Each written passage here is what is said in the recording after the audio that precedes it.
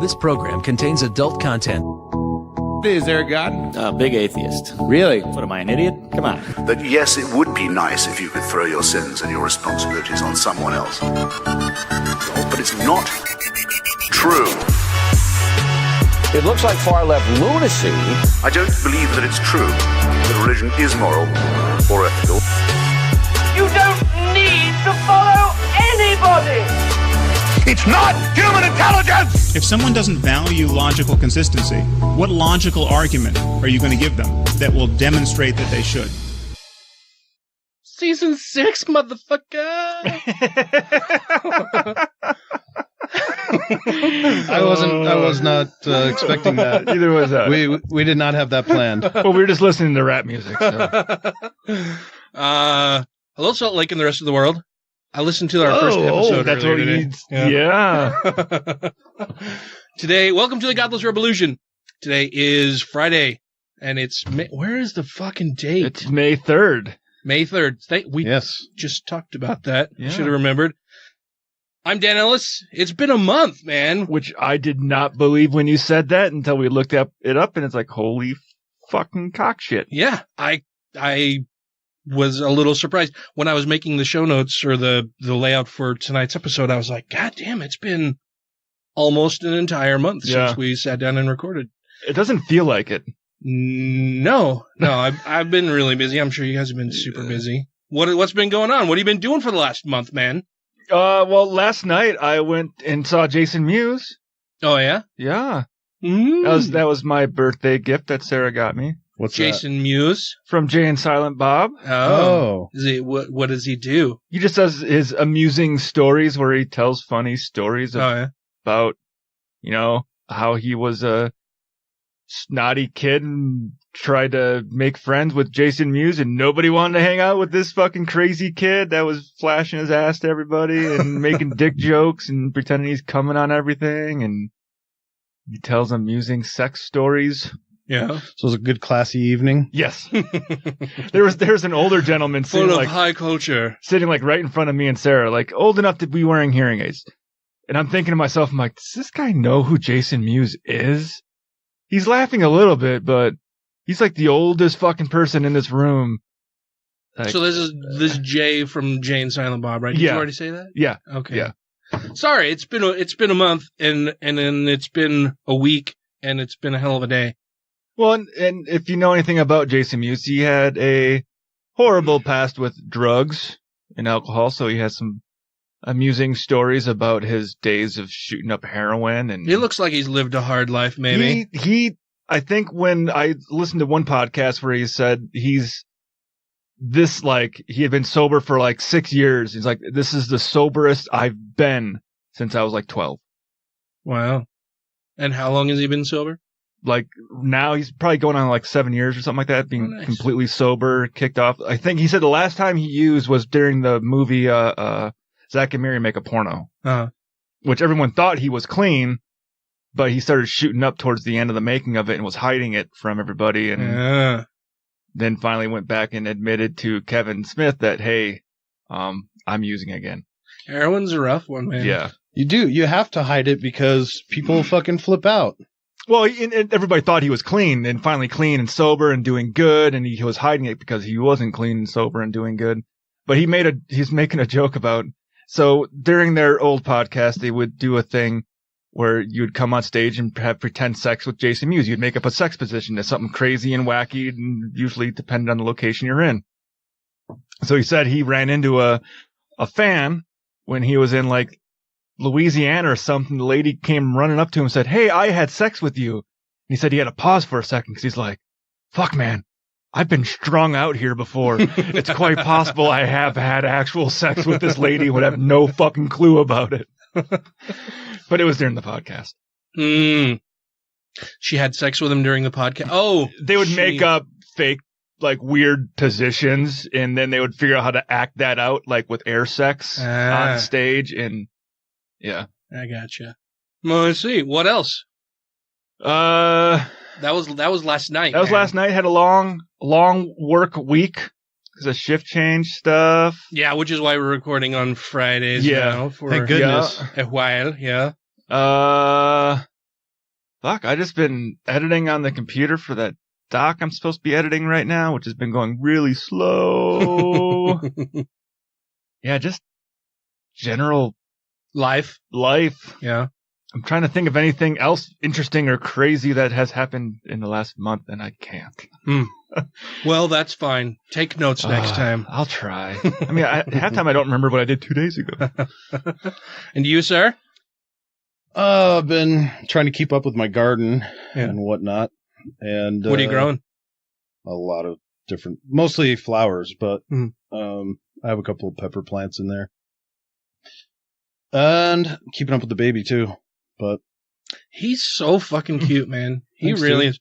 Yeah, Matt showed us a couple of videos before we started recording. He's super cute. If anyone's curious, he has started walking on his own, which is amazing. Awesome. Yeah, because he didn't know if he would. Yeah, we weren't never entirely sure if he would be able to walk at all. So yeah, that's been pretty awesome.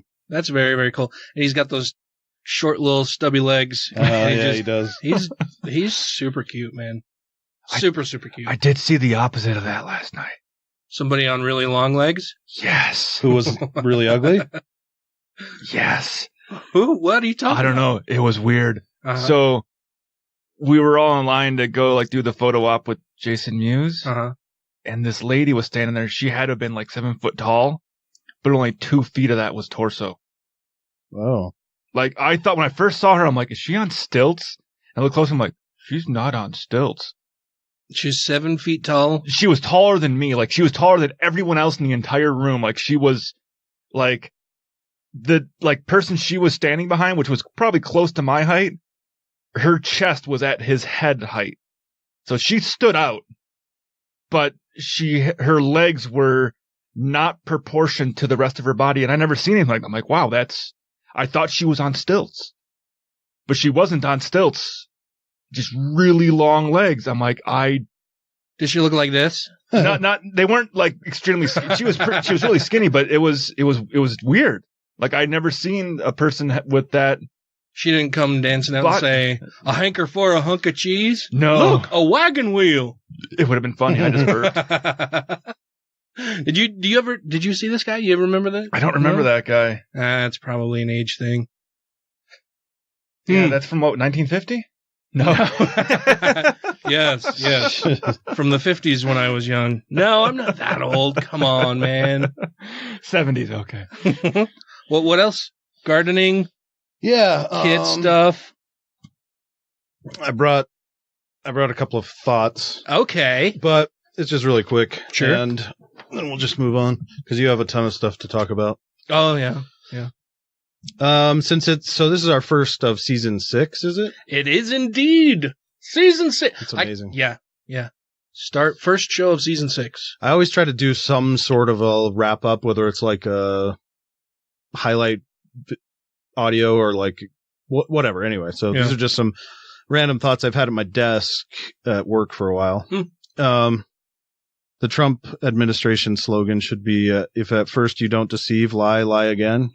Here's a thought that I had. Don't even try it. I will never like a band that pronounces money as Monet. There are a few of them. Are there? Mm-hmm. Monet.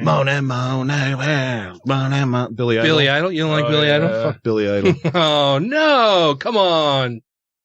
I like Billy Idol. Sometimes fishing lures are designed to catch fishermen. I caught my dad once. Yeah? Mm-hmm. Yeah, we were camping and walking down the embankment to the river, and it was during the middle of summer, and there were trees kind of covering the pathway down, and I was young. I was 7, 8, 9, right in there, and I was carrying my fishing pole, and you do the thing the fishermen do, right, where you take your hook and you hook it on one of the eyes for your pole, and so your pole's a little bit bent or whatever. And in going through the trees, that had come undone, and so my hook was just kind of free swinging, and I'm young and stupid. I didn't really think anything of it. My dad's ahead of me walking down the bank to the edge of the water, and my pole caught on a tree, and I'm trying to get it loose, and I pulled on it, yanked it, and fucking cast my hook right into the middle of my dad's back. Oh, ouch. That was fun. And then, for some reason, he's really pissed off, of course, because he's got a hook in his back, and he's always pissed. But then instead of him taking the pole from me, as we go back to camp to get somebody to get this hook out of my dad's back, right? I'm still holding the pole, marching him in front of me. I don't know how this whole thing came about, but like the whole way back to camp, I'm holding the pole with him in front of me, and every now and then yanking on the pole and the hook that's in his back and having him yell at me more. I don't know. I'd get mad. Well, sure, but he should have just maybe taken the pole from me and walked himself back to camp. Yeah. Or had me follow him back to camp. But so it was a bad deal. Anyway. Or had you take it out. Yeah. Well, we went back to camp and my uncle had to cut it out. He used a fillet knife and did something to get it out of my dad's back. Okay. I'm just going to jump in real quick. Yeah. Apparently, it's called Marfan syndrome. What is? Where you have really long legs and a short torso. Marfan. So apparently that's what that person had. Or Marfan. Marfan. Yeah. Weird. Never seen a person with that type of disorder, but it was interesting. I'm like, whoa, that's notable. Yeah. Well, yeah, it was different. Yeah. Yeah. Must be rare. Okay, continue. When kids are on the toilet and you knock on the door, they'll say, "Come in." Only kids do that. Yeah. But it's just interesting that because they're trying to learn social norms, but they don't understand why yet. Yeah, come on in. Sure. Yeah. Apparently, except for Jordan Peterson and David Smalley, straight white men have been on an unbroken boulevard of green lights. Which I thought was a cool phrase that I picked up somewhere, and I don't remember where. Unbroken boulevard of green lights, yeah. Genital warts contracted at a house of professional escorts should be called brothel sprouts. Oh. These are the things that you think about while you're at work? Maybe. At least some of them. Fun. Yeah, so there you go. A little tiny trip into my mind. Nice. Well, I've missed you guys. Like I said, it's been a whole month. Yeah, I know. That is a long time for us to go. It is. I don't think we've had a month break since we started the show. Like 2 weeks at most. Yeah. Yeah, it just a random set of circumstances. I think one of you weren't going to be able to make it to a show, and then the weather was bad. And then I was gone for a couple of the recording nights at the conference. And then me changing my schedule. You changed your schedule, which shifted us back from Monday to Friday. Well, I didn't want to change it. Yeah. I don't have any choice in that. Well, that's the thing that you have to. That's why they pay you to work, right? Like there are very fortunate few who get paid for doing something they love. Most people, I love it, get paid to do a job. Otherwise, it would go undone. So, but yeah, it's been a month, and this is the start of season 6. I'm very excited to be back in the studio with you guys. I've missed you. We haven't chatted for quite a while. Yeah. And there's a whole lot that has been going on. I'm not entirely sure how long this episode will be because I have to act as an officiant for a friend's wedding tomorrow. Besides being the officiant, I also get to be the MC. Ooh. I get to film all day tomorrow, then do a car show, then go grocery shopping, and then go to bed and go to work. So I will be there a very long time. Ryan, you already had your turn. Okay.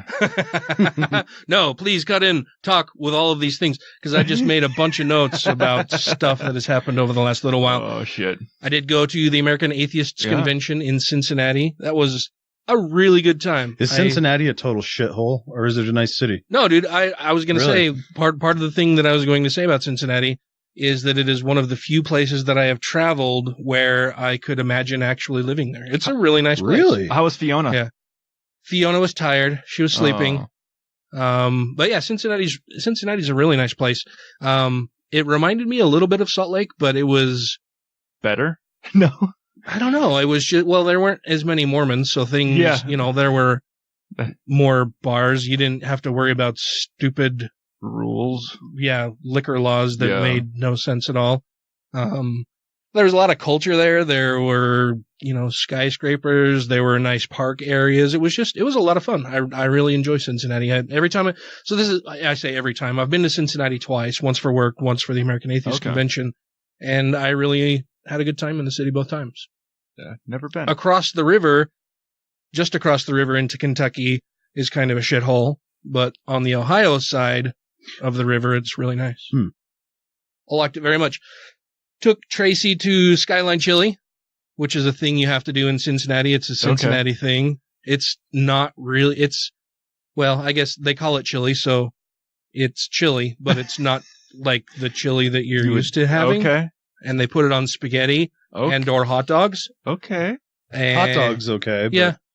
I guess spaghetti sounds. I guess that's probably fine. It's interesting and a lot of cheese. It's like spaghetti and then the Skyline chili and a lot of cheese, and they make their own Skyline hot sauce that's a lot like Tabasco, but not quite. But it's good. I liked it. Tracy hadn't had it before, and so we went there, had some Skyline chili. On the way to the convention, we're unloading our bags out of the Lyft driver's car at the airport, and we're waiting for SkyCap to come and get him. The SkyCap guy comes over, starts talking to us. We're out on the curb in open air at the airport. There's no smoking signs or anything, right? So I pull out my vape, and I'm like, well, I'm not going to be able to vape for a long time. Yes, people, I vape. I don't know if that's been a mystery to anybody out there. I used to smoke, and now I don't any longer because I vape, so it's a good thing. But so I took a drag off my vape, and I exhale, and it's kind of breezy. And there's a woman standing, honestly, she's like 60 feet away from me, standing at the counter of another SkyCap, like a whole section of this thing away from me. So I pull up my vape, I take a drag, I exhale, Tracy and I are talking, whatever, and just out of the corner of my eye, I noticed this old woman, like waving, like kind of waving her arms a little bit, and I look over at her, and she's waving at me, and she like does this wave like go away or something, and I was like, and I kind of turned and looked behind me like, is she waving at, is she waving at somebody else, or what the fuck is going on? Take another drag of my vape, and she starts waving her arms again, and she's like, no, stop that, don't do that. And I exhale, and I kind of gave her a puzzled look, and she's like, don't vape at me. And I'm like, and I kind of looked around, and then I got a little mad, and I'm like, what are you talking about? I'm not vaping at you. You are so far away from me, and the wind is blowing that way. I'm not vaping at you. I'm exhaling, and the wind is taking it that way. Like, what is your problem? She's like, don't do that. Don't vape at me. And I'm like, fuck you. Did you actually say I did. I yelled at her. I'm like, fuck you. Shut the fuck up. Because it was kind of a stressful morning as we're trying to get ready and get in the lift and get there, and we're running a little bit late and trying to get our bags checked in at the SkyCap because we didn't have time to go in and check them and everything. And then there's this lady who's like being all fucking weird, and she's so far away, and I was just like, this is like, fuck you, lady. So Tracy looks over. The whole idea of vaping at somebody is kind of strange anyway. Yeah, like, I don't control where the wind blows. Like, it's not an intentional thing that I'm doing. And at least it's not cigarette smoke. And it's not cigarette. Like, chill the fuck out, lady. And I'm perfectly within my rights to be vaping right here just because you're out. Like, I'm sure she was having a bad day. Everybody was having a bad day. But what kind of a self-centered person is that's half a mile down the road? Oh, he's vaping right in my face, right at me. He's doing it on purpose, right at me. Well, and so I just yell. I'm like, shut the fuck up. And Tracy turns and she's like, what's going on? And I'm like, I don't know. A crazy old bitch down there is fucking complaining that I'm vaping at her. So that was an adventure. Then we get on the plane, go there, whatever. Everything was great. Get to the hotel, and it was a gorgeous hotel. Old historic building. Our room was kind of interesting. We got a king. I upgraded to a king suite. Okay. At the hotel because the room rates were fairly inexpensive for the convention, and so it was like an extra $25 a night or something like that to upgrade. And we get into our room, and it's a decent room, but it's got 2 closets, 2 bathrooms, and a nice like French door that adjoins these two areas with, one that is smaller with a couch that pulls out into a sleeping whatever, into a bed, and a TV in there and a bathroom and a closet. And then the other side is the big king bed and everything.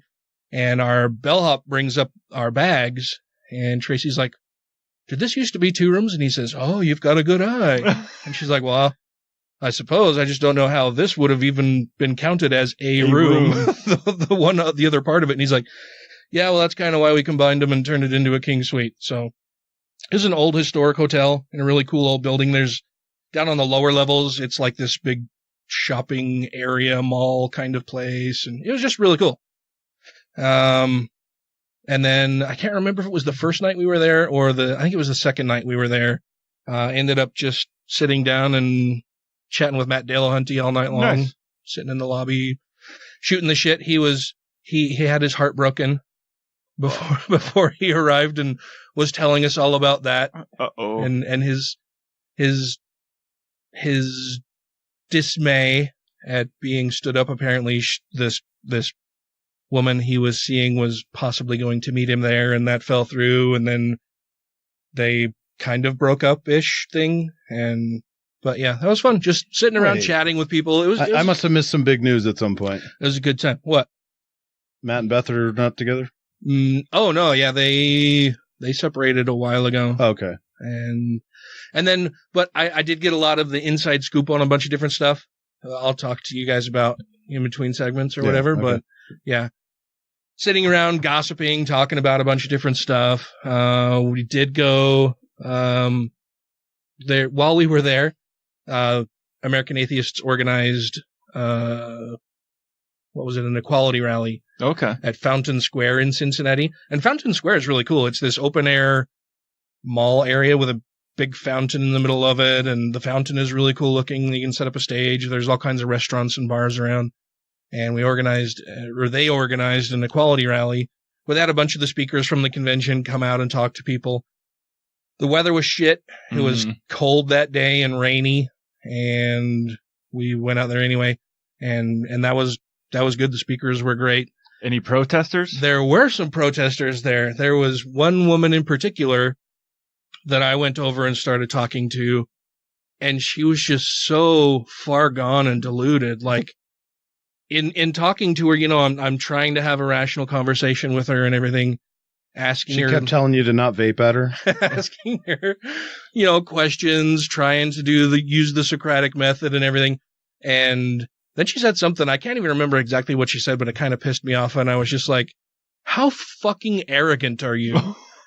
And she kind of stopped for a second. And she's like, well, what do you mean? And I said, well, you're telling me that I'm doing this or I believe that. Like, don't fucking tell me what I believe and don't tell me what I think. Why don't you fucking ask me a question? That's what I've been doing with you.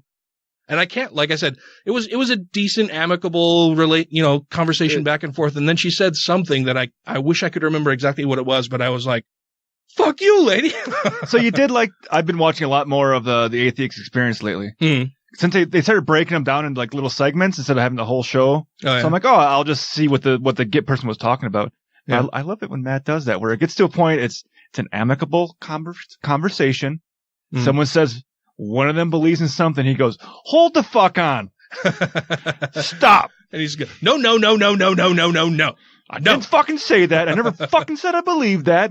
You're fucking saying shit that's not true. Yeah. I'm like, that's kind of how it was. Like, she said something that just triggered, fuck you. Yeah. Like, I'm trying to have a conversation with you and you're just so fucking far gone. And she said something, and then I was like, how fucking arrogant are you to stand here and say that to me? Like, it was something about, well, we were going back and forth. That's what it was. We were going back and forth, and she's like, well, I'm sure that you've never been a real Christian, or you've never heard this or that. It was something along those lines that, you just haven't heard about Jesus Christ, or you haven't been you haven't been given the good news. Yeah. And right. if you the right had, way, then you would be a believer. And I was just like, how fucking arrogant are you to stand here and tell me that I don't know what the fuck you're talking about? I said, most of the people here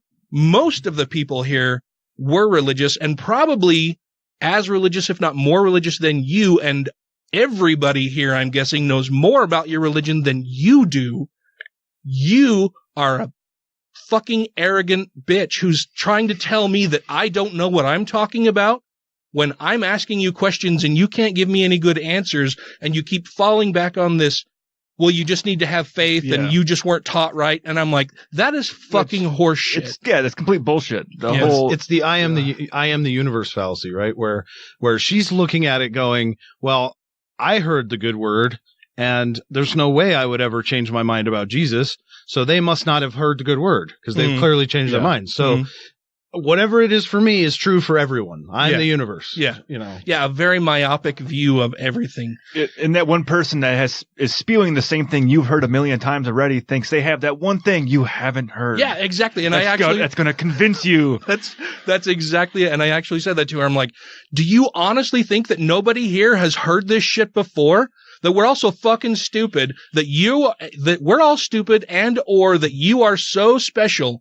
God has picked you to come and preach to these heathens out here who have never heard this before? That's fucking stupid. Do you realize how fucking stupid you sound right now?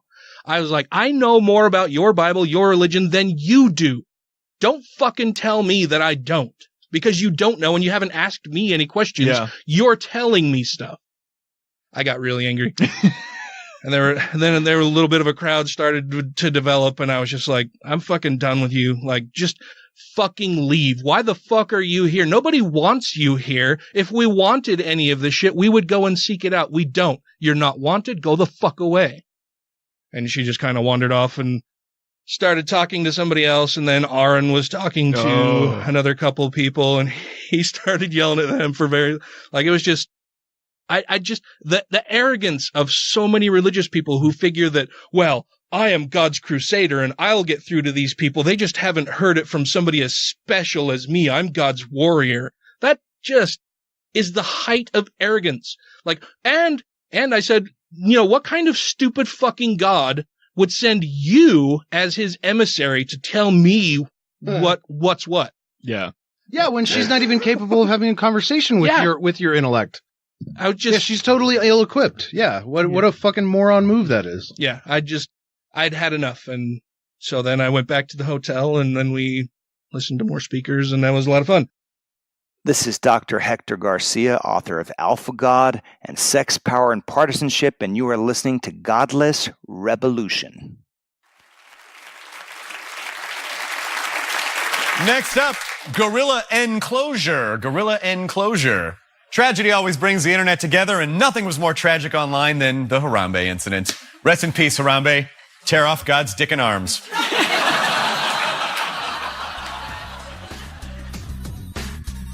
Rejoining the Godless Rebelution podcast now. We did go to the zoo. That was a lot of fun. We went to go see Fiona because Tracy kind of followed the whole story of Fiona from birth and everything. Yeah. Well, I didn't follow from the beginning. Yeah. I discovered it like a year later, so I had the whole backlog. I could watch it all at once, and I was like, wait, is there another one? Oh, fuck, there's the updates. There's more. Is this thing alive? Did she live? Yay, she lived! She's fine! Yay! So I got to watch it all and have all the emotions go through me all in 40 minutes instead of having to wait like a month to find out if this thing lived. Yeah, Tracy's a big animal lover. I mean, if it were up to her, we would have a zoo here in the house. But I'm not really down with that. Like, we have 3 dogs and that's plenty. That's enough. Well, we went to the zoo, and the zoo is really cool. But while we were there, they had some kind of power outage, and so a lot of the exhibits were closed. A lot of the shows weren't going on. Restaurants were closed. Everything. It was kind of lame while we were there, but I could tell that it's a cool place to be when it's not lame. They're supposed to be one of the better zoos in the US, one of the premier I thought. zoos. Yeah, and it was cool, and we went and I was able to see Fiona. Rip Harambe, though. Well, I was going to get to that. No, you're fine. No, you're totally fine. So when we went to go see Fiona, she wasn't in the pool, so you couldn't get a very good look at her. Yeah. She was kind of back behind the pool and behind a rock, and she was sleeping, cuddled up next to her mother, which was so adorable. So I could see her, but Tracy was too short. So I held up my phone and took some pictures and showed them to her.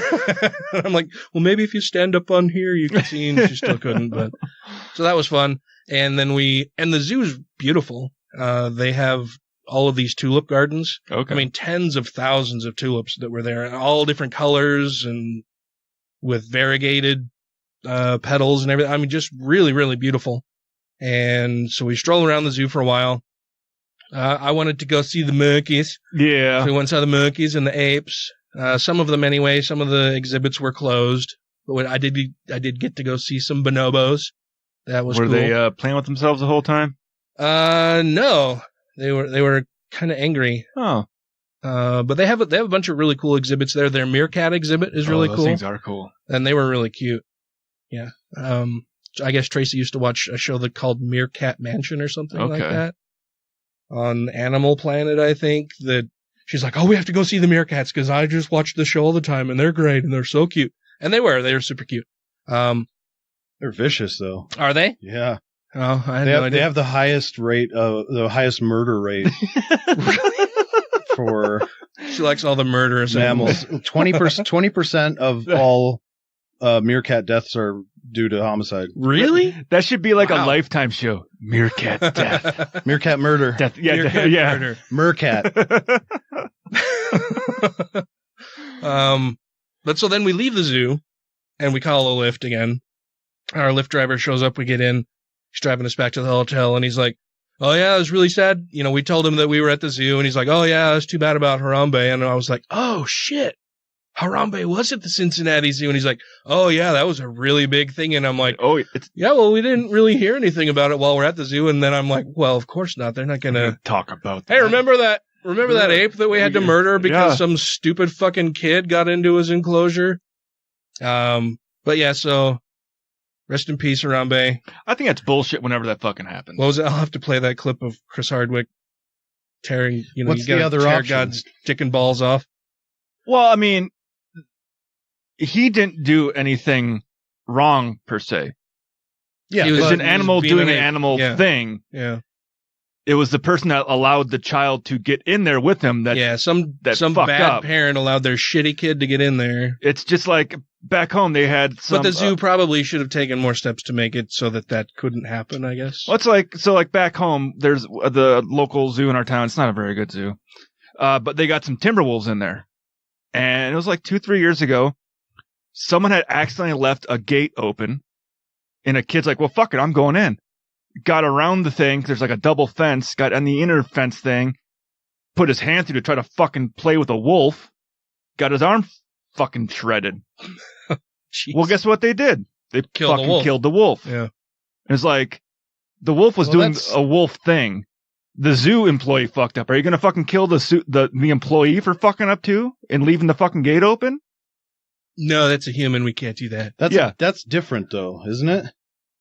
But it's still like with Harambe, but the kid was in immediate danger with Harambe, or at least potentially. Potentially, yeah. But with the wolf, it sounds like from what you're saying, they went back and killed it after. They did. So that's just. But it's a trend that tends to happen. That if the animal kills someone or harms someone that got into the enclosure by fucking their own dumbass fault, when they didn't follow the rules, they jump a fence. I hate when I fuck my fault. I know. It fucking hurts. And then they put the animal down because they're like, well, the animal killed someone. We got to put him down. I'm like, well, the animal was doing the animal thing. Mm-hmm. It's a wild animal. Mm-hmm. It's just that in the case of Harambe, they had to. It wasn't like they were punishing him. They just didn't have any other options. I mean, they couldn't have tranquilized him. Would have taken too long. He wasn't actively killing the kid, was he? He was dragging him by one leg through the water, dude. Yeah, dragging him around, dragging him through the water.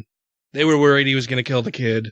It would just take a split second. Imagine what outcry there would have been if the zoo people had allowed that. Yeah. If they chose the tranquilizer option, shoot him with the tranquilizer. He gets pissed. Wham! Slams the kid's head against the wall. He's dead. It's gruesome. It's awful. And then it's like, why didn't they fucking kill that thing? Yeah. They should have killed the kid. They had no good options available.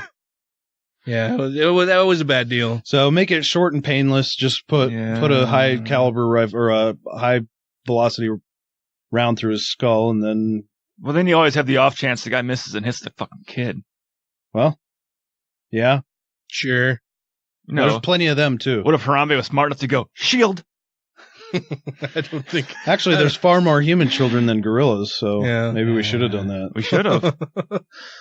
Jim I'd be Obergefell. like, see, that would be a very effective, hopefully, lesson for those parents. Mm-hmm. Kid goes in a monkey cage, we kill it. So you took your eyes off him, and now he's fucking dead. How about that? You gonna have another That'll one? learn you. You're just gonna replace it? Mm-hmm. Well, they probably will. Yeah. That'll teach him. When we went to the zoo, I was wearing one of my atheist t-shirts, and I noticed I was getting a bunch of people like giving me dirty looks, and it didn't hit me until later that it was probably because of my atheist t-shirt. Well, and then there must have been some kind of church group there because there were a bunch of people all wearing similar shirts with crosses on them and whatever, and so they were probably very upset at my very existence and that I was allowed into the zoo around families and children. You should be in the enclosure with fucking monkeys. What am I going to say to my children? They can read now. They're going to wonder what that is. We should throw them in the meerkat cage and see if they really do murder. Jim Obergefell was the keynote speaker, and his speech was really, really good. For those of you who don't know, Jim Obergefell was part of the landmark Supreme Court decision. He had sued for the right to marry his partner. He's a gay man, and won, and that made gay marriage legal across the United States. And so he was the keynote speaker and came out as an atheist during his speech on stage, which was kind of cool. He made some comment about, I didn't figure that I really had any more closets to come out of, but here I am speaking at an American Atheists Convention, and I'm here to tell you all that, I am an atheist. So that was pretty cool. They have, like here in downtown Salt Lake, we've got those electric scooters that you can rent. Yeah. They had those in Cincinnati too. And they're a lot of fucking fun, man. How many times did you crash? I almost crashed once. And in fact, I saved myself from crashing, but in doing so, I stepped off the scooter really hard with my left foot and bruised a toe. Oh. The bruise wrapped around my toe. I had hit the cement so hard with the bottom of my foot that it bruised the toe. It bruised the top of it? And it bruised sides? Around from the bottom of my foot up to the top. Yeah. That's a new talent. I stepped really hard trying to save myself because the wheel, I was fucking around and the concrete where there was a separation in the concrete and a bit of a lip. And the front wheel got stuck on one side and the back wheel didn't. And so I almost wiped out, but I saved myself and bruised my foot. I did that with a dirt bike once. Yeah. I wiped out. Yeah. I've crashed a lot. I'm sure you crashed a lot on a dirt bike. That's the only time I ever crashed it. Really? That's the only time I ever crashed a dirt bike was. How do you learn not to crash unless you crash a lot? Well, I mean, falling over when you can't oh shit, I thought I had it and that's one thing, but actually going and wrecking at speed. I've only done that once. My cousin wrecked his dirt bike in Brigham City. He was up riding around somewhere and apparently hit some sand with his front wheel and it twisted the handlebars. Ooh. And the rubber ends of his handlebars had worn off. So it was just bare metal, round pipe, and twisted his handlebars and launched him into the handlebar and punctured a lung. This is my same cousin that set himself on fire, that's in and out of jail all the time. He should be dead. Probably and probably will be. I think he's like a year younger than me, maybe 10 months, but he looks like he's 10 years older than I am. He drinks a lot. Had a rough life. No, he's had a very privileged, easy life, but made it rough on himself. And he's made a lot of terrible decisions. But the zoo was really cool. Jim Obergefell's speech was really cool. The scooters were a whole lot of fun. We went and saw we rented the scooters, went all around downtown Cincinnati, all down by they have a river walk area with eateries from various companies and stuff. And we went to a place called Condado Taco, which was really cool. It's set on the corner of the street, and the walls for this restaurant are basically just big foldable glass walls. Okay. So you can like open it up in the summertime? Yeah. So when we arrived there, they had one side open. And as we sat down, ordered some drinks, ordered a bunch of margaritas, got pretty drunk while we're sitting at Condado Taco eating these amazing tacos. Basically, you order like the kind of shell you want, the kind of protein, the toppings. They've got a bunch of different salsas and guacamoles and moles. And so you can just kind of, you build your own taco and they bring them out to you in chips and salsa and margaritas. And as we're sitting there, the weather got nice enough that they opened up the other wall. So it's just like this nice breezy area. Like it was like eating in an outdoor mall kind of place. It was just a lot of fun. And riding the scooters around, went to the Underground Railroad Museum. That was really cool. Well, it was interesting. Yeah. It wasn't cool, of course, that there was slavery and human trafficking and hey, Harriet Tubman was a pretty cool woman. Yeah, but it was an interesting place.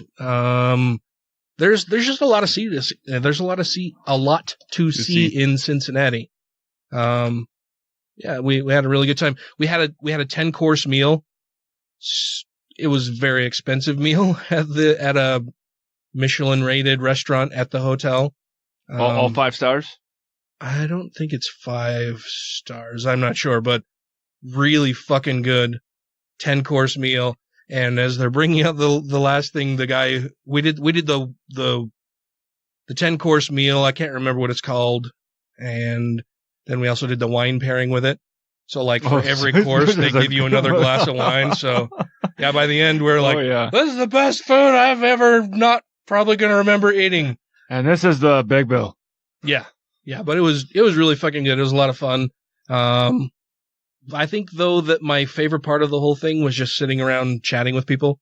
Yeah. It's nice to see a bunch of people that I don't get to see all that often. A bunch of people who really the only time I ever see them is at the American Atheists Convention. If any of you have not been to an atheist convention, I would highly recommend that you go to one. Next year will be in Phoenix. I will be there and might just end up driving because it's actually closer. Actually, Ryan and I might be able to swing that one. Yeah. I think it would be awesome if the three of us could go. And the three of us essentially met at a convention, at an American Atheist Convention in 2014 when they were here in Salt Lake City. Yeah. So, yeah, do go. Yeah, I re-listened to our very first episode earlier today. Did you? And how bad was it? It's not terrible. It's not fantastic, but it's not terrible. We had no clue what the fuck we were doing. Do we now? No. And it was just interesting because, we recorded that like after the convention was here. Yeah. And I was on the show. And then you guys decided that you wanted me to join you on a regular basis going forward. But yeah, it was just kind of interesting that, here we are starting season 6. Yeah. And yeah, it was a nice little trip down memory lane when we had, one of our biggest concerns was Sarah Palin being a dumbass, Or how are we going to do this every week? Yeah.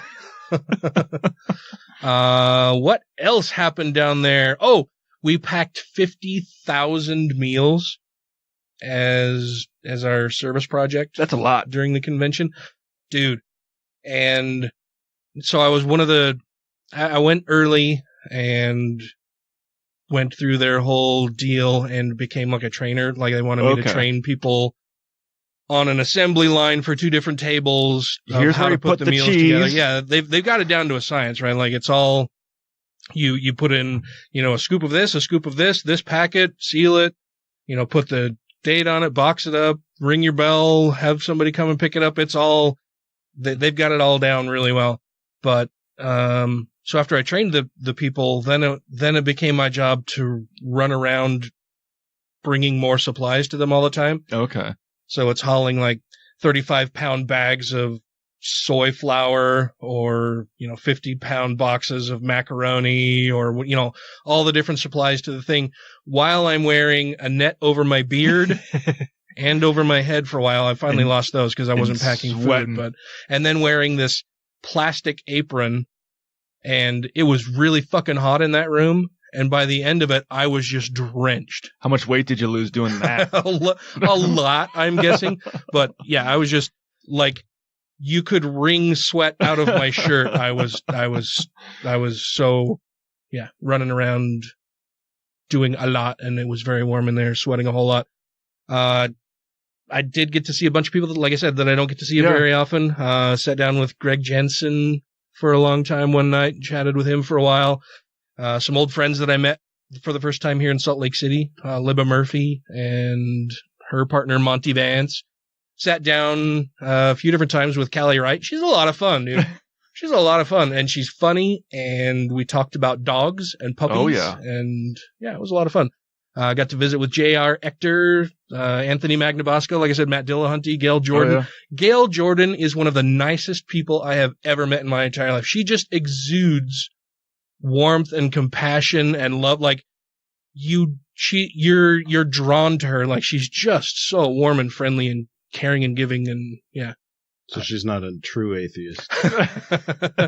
She's the executive director for Recovering from Religion. Okay. And she's just so kind and warm. That's if somebody said describe Gail Jordan in one word, it would be warm. She's just very, very, like, you want to be around her.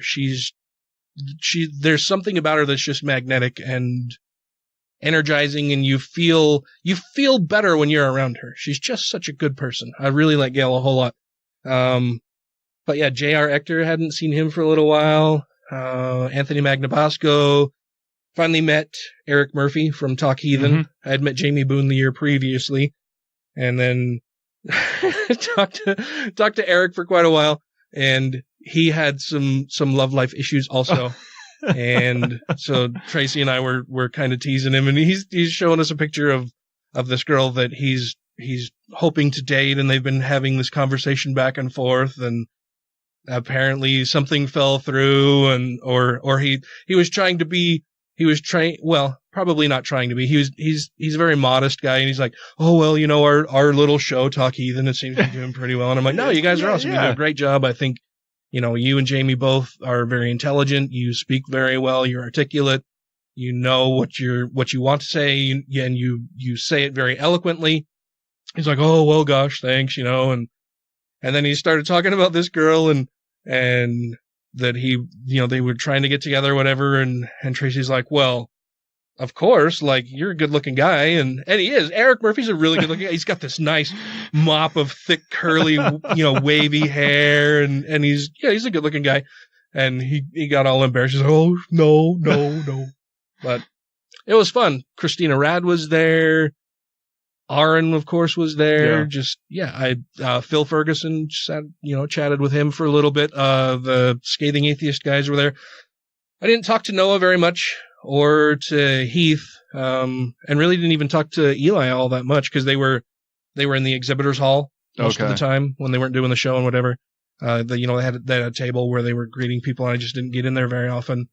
Dan from Thank God I'm Atheist was there. Mm-hmm. Dan Beecher.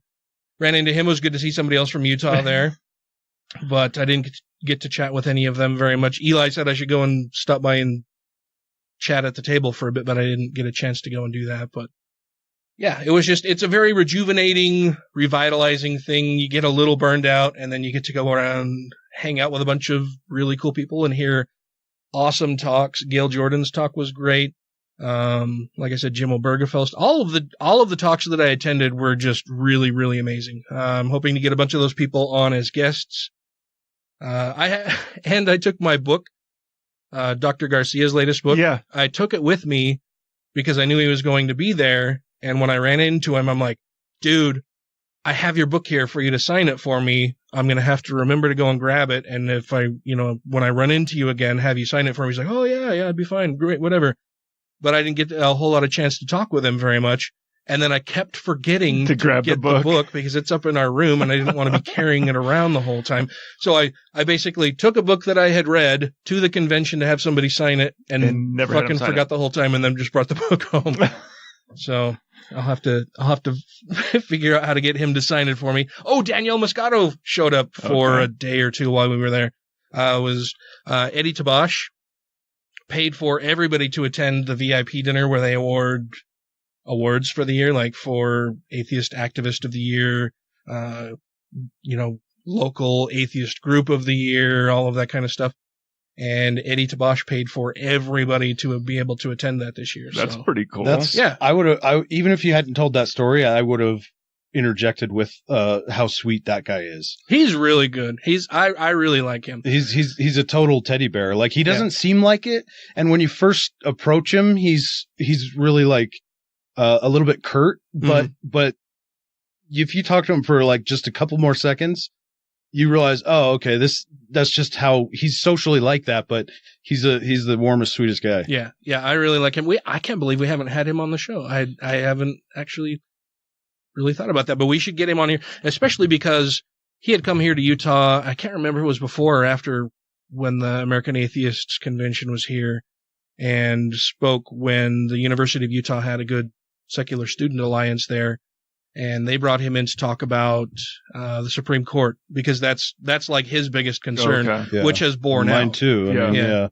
His worst fears have come to fruition. Basically, that the conservatives now have a majority on the Supreme Court. Yeah, looking at a supermajority here, possibly. So yeah, he's really cool. Like I said, I love to see all of the people that I don't get to see very often. I ran into Mandisa. As we're all running around from doing different things, and just ran past her as we're getting ready to go into one of the talks or out to eat or something. And I was like, oh, hey, we're all going to go to dinner later at this place. You want to go with us? And she's like, oh, well, I would, but so-and-so wants me to go here and so-and-so wants me to go there. I'm like, oh, well, aren't you Miss Popular? And she's like, fuck you. No, it was fun. I love hanging out with all those people. They're all just such genuinely great people, and they're so fun to be around. And you feel so much better. So like I said, if you haven't been to an atheist convention, you should absolutely go if you get the chance. We could do a podcast from the convention. We could. Yes. And this year I took a bunch of recording stuff and just never broke it out. So I packed 20 pounds of recording equipment with me and never took it out of anything besides the suitcase. Tell people hey, there's free booze in our room. You want to come talk?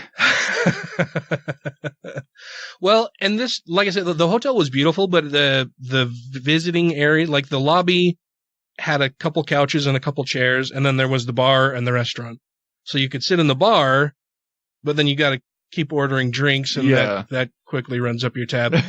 Especially in a hotel. So it was nice if you could find some space in the lobby, but there wasn't much room for a lot of people to sit and hang around. But yeah, it was really cool. I had a good time.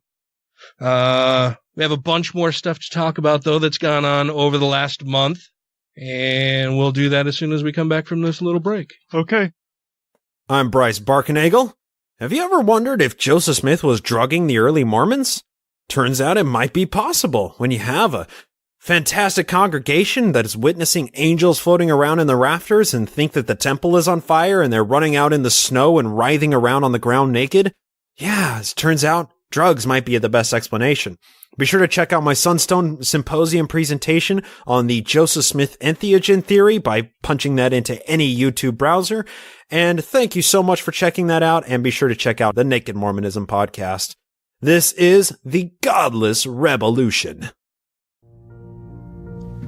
Hi there, Matt. Just to give you a heads up, I'm dead and in heaven. Just kidding.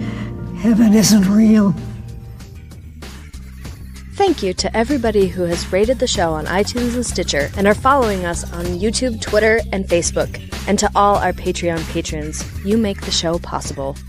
All right, before we get into more newsy things, there's a couple other things that I wanted to pick your guys' brains about, or things that I've noticed that maybe we've even talked about them on the show before. I'm not sure if we have or not. I can't remember, but it's something that occurred to me again while I was in Cincinnati.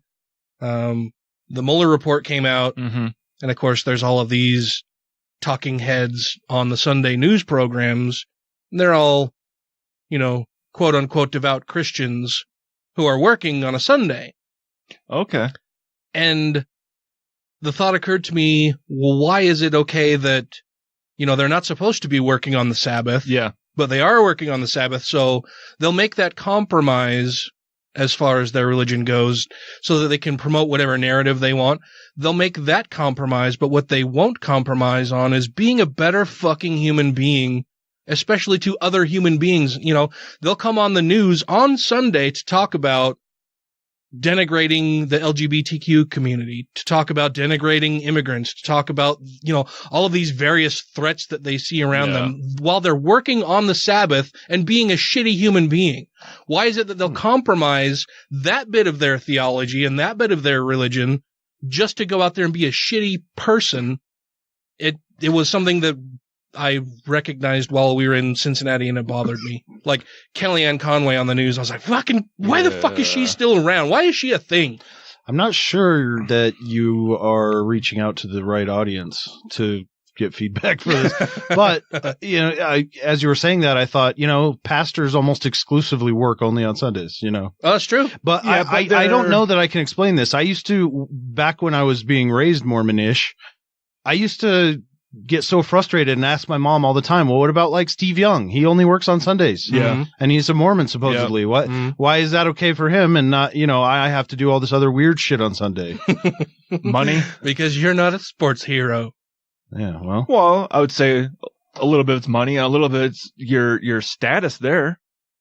Yeah. They would forgive him for playing football on Sundays because he's a Mormon that's very public. And he pays a shitload of tithing. He pays a shitload. Well, not just the tithing, but being able to say, hey, look, that man is a Mormon and look how awesome he is at this sport.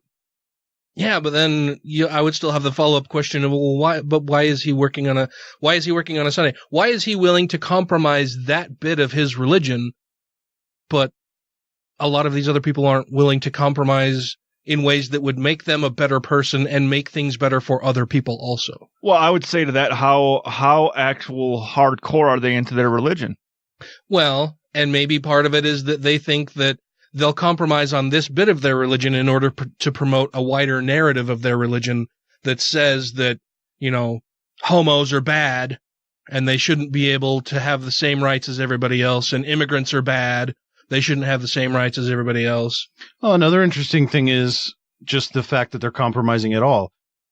You know, if you hold those beliefs that there's an omnimax God who not only authored all of these rules for whatever reason, but that he's not even allowed to be questioned about it, right? Which is their big complaint against atheists, is that, well, who are you to say God this or that or whatever, right? But yet, now you're doing it. You're saying that it's okay for you to break this. No, it fucking isn't. Who are you? He said you don't get to do this. Ted Cruz can't campaign on Sundays. Who is religious, by the way, for sure. Oh, yeah. Oh, yeah. So, but yet he did, I think. I actually don't know that for sure. Maybe he did not, but... well, for him, like, if he would go and do something at a church, is that still considered going against those morals of campaigning? Is he going to church, or is he going to church and delivering a campaign message? Then he's working. Church. Yeah, that's work. Well, but I don't know. I don't know how they can. I wonder that every Sunday when I try to go do shopping and there's a whole line of people in front of me in suits and ties, and I want to fucking stab every one of them. These are rules you've adopted for yourself. Now follow them. Yeah, I go out on Sunday because I don't want to see you. I want to not be around you people. And here you are fucking up my Sunday where you shouldn't be doing that. You should be living up to the rules that you've set, that you try to enforce on everybody else, but you're breaking them in order to satisfy whatever fucking need you think you have, and inconveniencing everybody else who didn't want to see your religious fucking ass out here on a Sunday. Yes. Well, when we change our work schedule, when I was working at Hill to 2 on 3 off, and it rotates every week, like the day I never worked was Wednesday. So we always did the podcast on Wednesday because I always had Wednesdays off. So each group has one day they never work. So one group has Sunday, which is the day they never work. Guess which? That's the religious brigade. That was the Mormon group. Like each group had a nickname. Oh yeah, they got nicknamed the Mormon group. Were they in fact all Mormons? Yes, yeah. Because they were all the ones that wanted to be in that put down like, hey, I want that group so I can go to church. Yeah, every Sunday. Oh, that's sad. Now, granted, there's at least one shift where they'll be getting off on Sunday morning, but still, they had the day off. Do you have any Mormons in your group? No. Like religious or people who are ostensibly Mormon, but work on a Sunday, and maybe it's their little way of getting out of church on a Sunday? Well, there's a couple Mormons that I work with. They're not very yeah, I'm Mormon. They're good guys. Yeah. But my actual platoon, there's one guy that is in there that used to be Mormon. He's the young guy. He's 28, 29. And he talks more and more about being like, yeah, that stuff is fucking bullshit. So you say he used to be Mormon? He used to be Mormon. He grew up Mormon in Springville. Grew up Mormon, had been Mormon his whole life, and him and his wife kind of got to the point where like, I don't think we believe in this stuff. Yeah. He's got tattoos and stuff now and everything. He still doesn't drink, but he's even like mentioned, actually like 2 or 3 shifts ago mentioned, like, hey, I would be interested to have a drink maybe sometime. I said, I just don't know what I'm doing. I don't know pretty much. And I said, hey, if you want to try anything, let me know.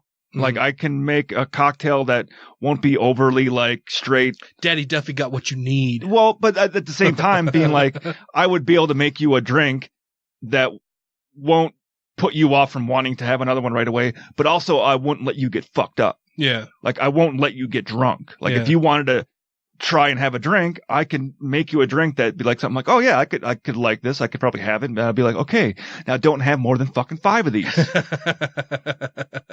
Because like we've heard about it, because I know like the Postmo group used to do, they probably still do like drinking classes to tell people like, hey, this is how to adult. This is how to like drink properly, not like you're a fucking frat boy, but like you're an adult to be able to actually have and enjoy a drink.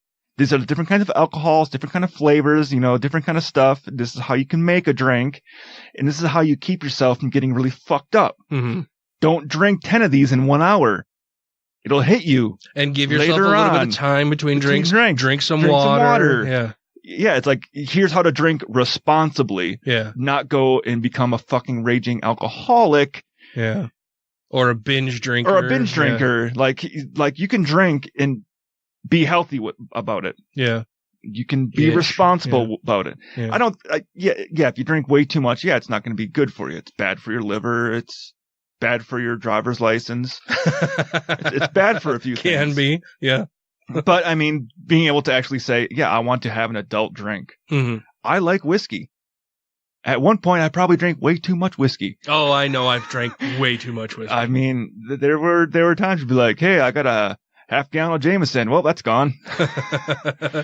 How did that happen? I don't remember. But it's gone. I've had years like that. Nights like that. Sure. But I mean, so yeah, I worked with some people that were Mormon before, got out of it. At Hill, there were people that were more escaped. At Hill, there were guys that were like horrible Mormon to the point where if we had like the Simpsons on in the kitchen, like we're eating dinner, like the Simpsons are on, just like the news got left on, Simpsons are there, that would literally walk in and demand the channel be changed. Or if a Sports Illustrated like swimsuit edition or a Maxim was out on the countertop, they would demand that they don't have to see that and remove it from the room. Oh my God. Because it's pornography. Grow the fuck up. Yeah. Jesus. And that was the same guy that I walked into the training room. I'm like, what the hell are we doing in here? He's like, get out of here. I'm like, what? Go stop cussing. I'm like, fuck you. That's pretty much, I think my next word was like, what the fuck did I say? And then he got really mad. Did I tell you guys? I had a buddy who used to work on base. He actually worked out at the Air National Guard. And he told me one day that, there was a guy that he worked with who was very, very LDS. And he said, we're a bunch of fucking mechanics working at Utang. Yeah. And so, of course, there's, a bunch of cursing and stuff. Oh, yeah. And one day this Mormon bishop who also works with them at the Air Guard, they're all working, doing whatever, just, using their regular colorful language that they use as adults who, yes, say words that they make sounds with their mouths that other people find offensive. Yeah. And, so it was like, hey, fuck this, fuck that. Hey, hand me that goddamn over there, all that kind of stuff.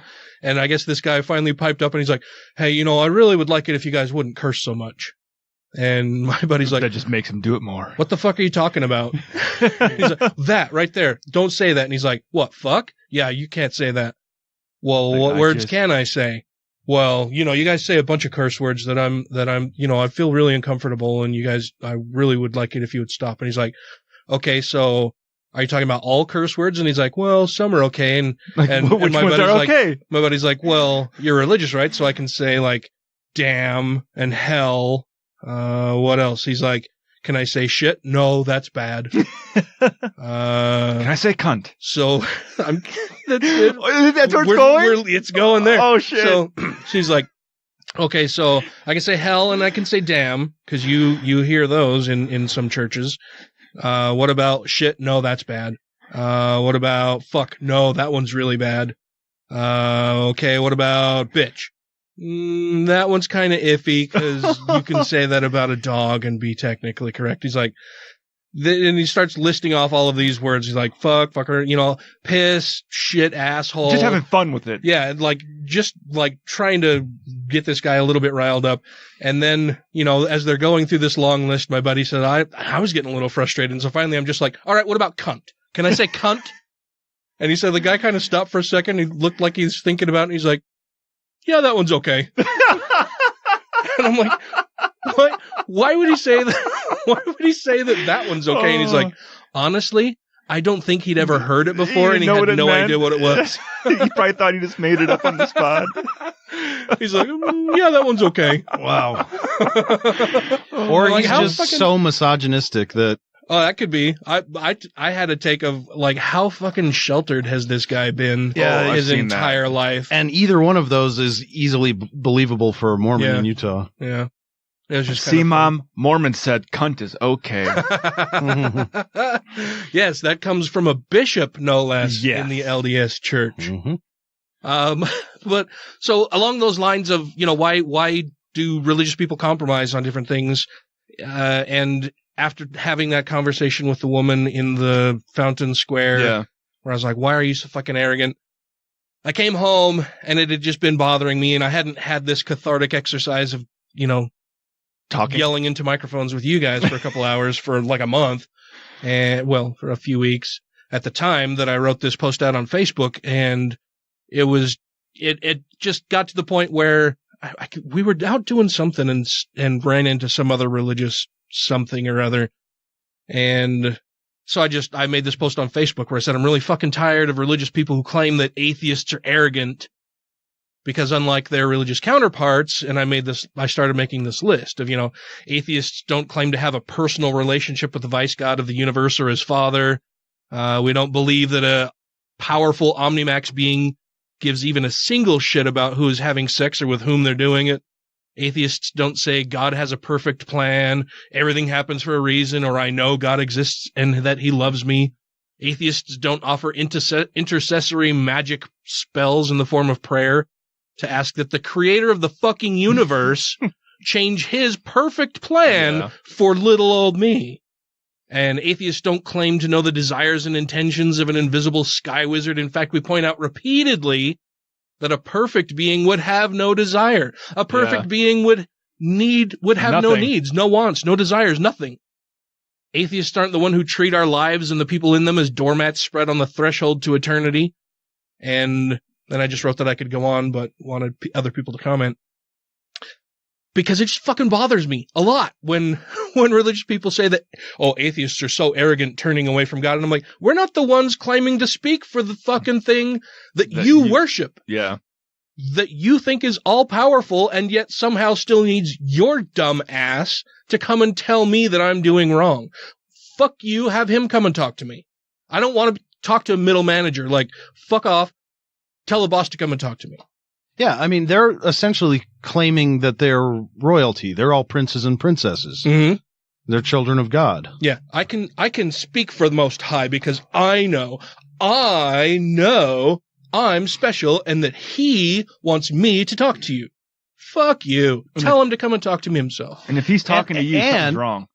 Yeah. And it's not just that. It's that all of that's surface level arrogance for sure. But then if you start asking more questions, most of them will never get beyond, I know for sure this is true. I know for a fact.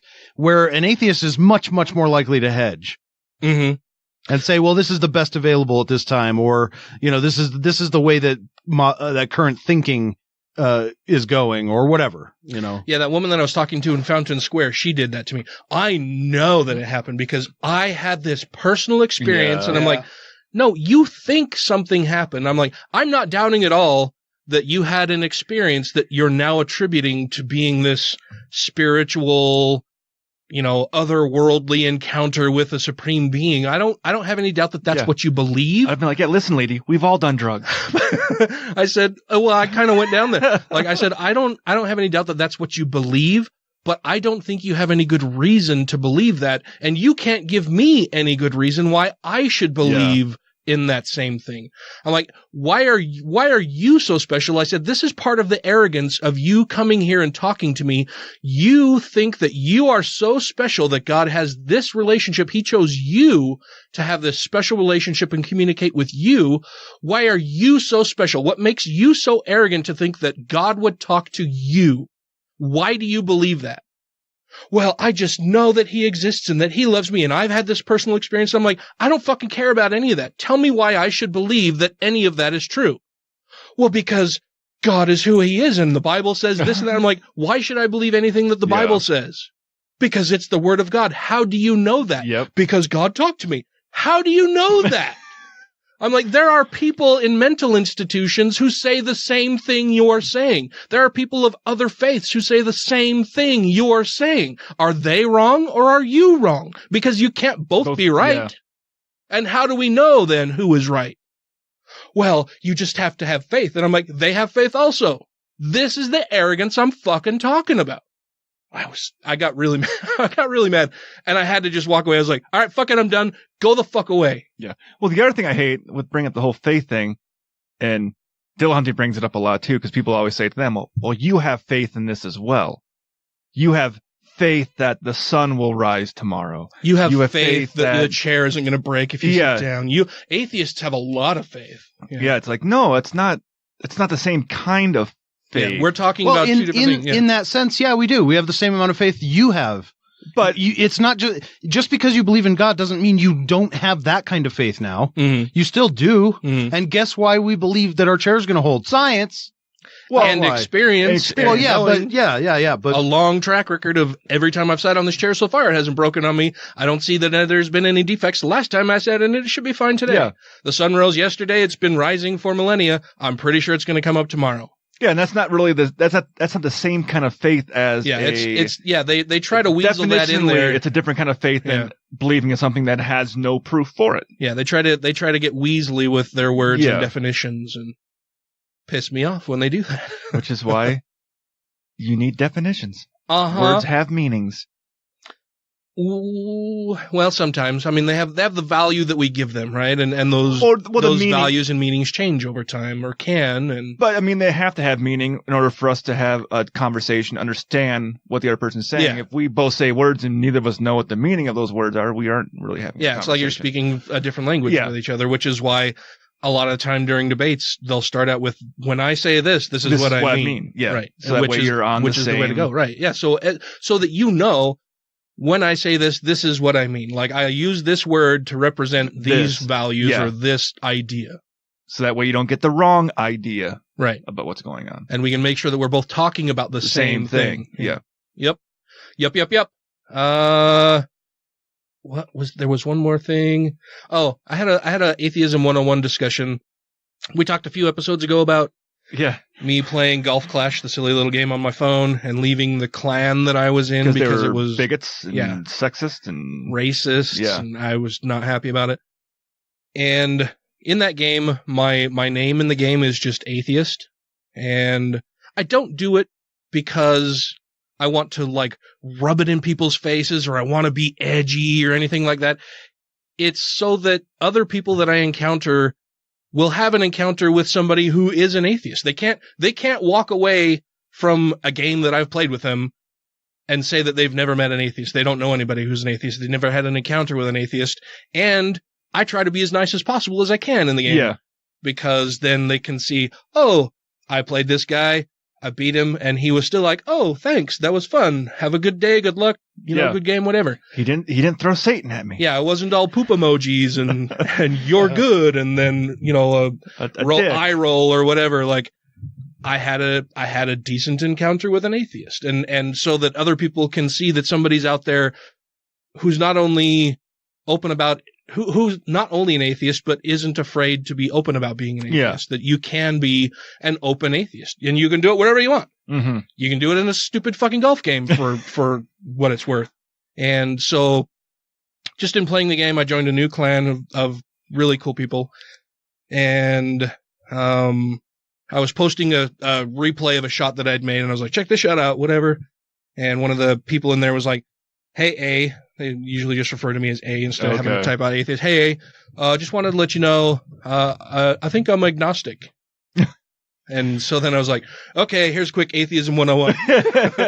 And I went up to my computer and logged in and started typing because it was just too difficult on my phone. But I held this like little Atheism 101 course in our little game, and I explained, the difference between Gnosticism and agnosticism and theism and atheism, and that you can be an agnostic theist or an agnostic atheist or a Gnostic theist or a Gnostic atheist. And I said, really, I don't put much into the notion of being a Gnostic theist or atheist. I said, as far as I'm concerned, everybody's agnostic about anything because the whole thing is basically unprovable. But when it comes to the claims of any God that I've been presented with, I am a Gnostic atheist, in that I know that the claims being made are mutually exclusive. They're contradictory. They can't exist at the same time, which therefore renders the description or definition of this God logically impossible. And so then I know that God can't possibly exist with all of the various claims about them, blah, blah, blah. Went back and forth there, and he's like, oh yeah, well, how's things there in Utah? It's got to be a little rough. And I said, well, I'd rather be an atheist here than somewhere in the Bible Belt. And he's like, oh, yeah, tell me about it. I can't remember if he said he was a preacher's kid or a pastor's kid. Either way. Yeah, either way. It was one of the clergy persons. He's a clergy person's progeny. And I was like, oh, that's got to be a little rough. And he's like, yeah, it's been a little rough, but yeah, whatever. And I explained, that I had served on the board for Atheists of Utah for several years, and I'm the state director here in Utah for American Atheists, and that we have a fairly popular podcast where we talk about atheism. And he said, oh yeah, what is it? And I said, Godless Rebelution. And then he came back and said, oh yeah, latest episode is whatever. And I said, yeah. And he's like, okay, well, I subscribed. I'll have to check out a few episodes. So, hi, Ace Face. Did he say how old he was? If he was younger or older? Or? He didn't. Ryan, you already have a significant other. I wasn't looking for a date. I was just wondering if he was, if he was younger and he maybe. I know we know what you're into, but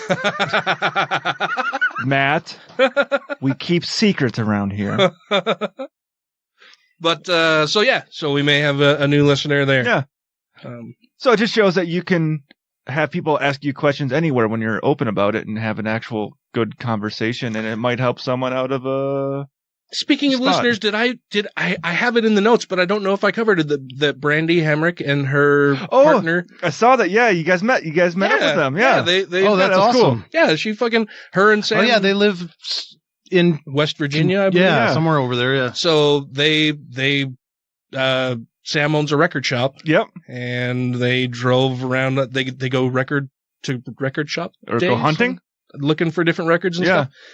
And so they drove into Cincinnati to come and visit with me, and we had some drinks one night with, it was when we were there with Callie and a bunch of other people from the convention, and yeah, Brandy and Sam stopped by and brought me a cool T-shirt. Yeah, I saw that. I thought that was pretty cool. And sat and visited for a while.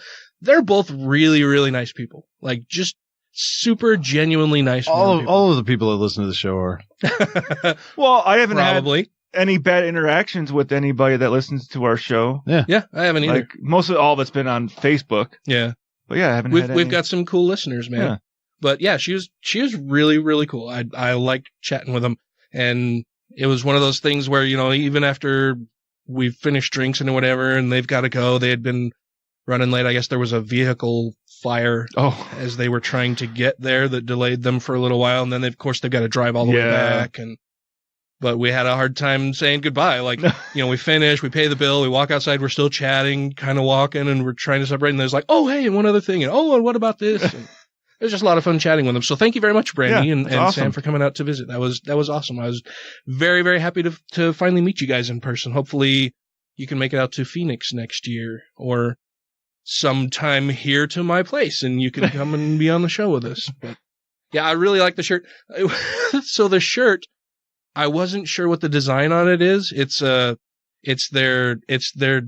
dog is in it. Yeah. And then it's a man and a woman and they're both in some kind of costume and it's just a black outline, right?